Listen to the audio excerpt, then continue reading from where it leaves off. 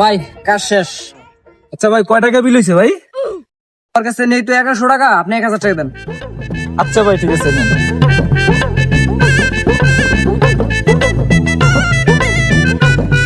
কিরে বিল নিছস? জি ভাই, কয় টাকা নিছস? 1000 টাকা ভাই।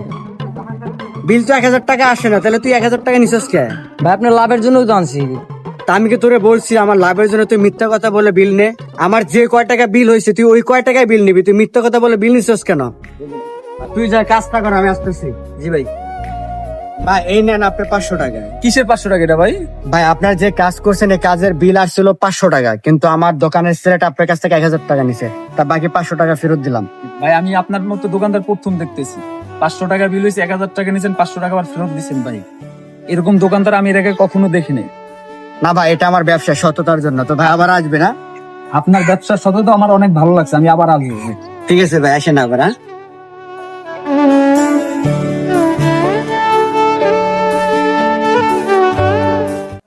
ভাই আমি যে আগে যে দোকানে কাজ করতাম ওই দোকানের মালিক বলতো যত পারো বেশি টাকা নিয়ে রাখ।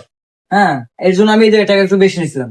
আমি তো তোরে প্রথম দিনই বলে দিচ্ছি যে তুই কোনো বাড়তি টাকা নিবে না, আমার কাজ করে যে টাকাটা আসবে তাতে আমার চলবে, এবং আলহামদুলিল্লাহ আমি এতে সুক্রিয়া।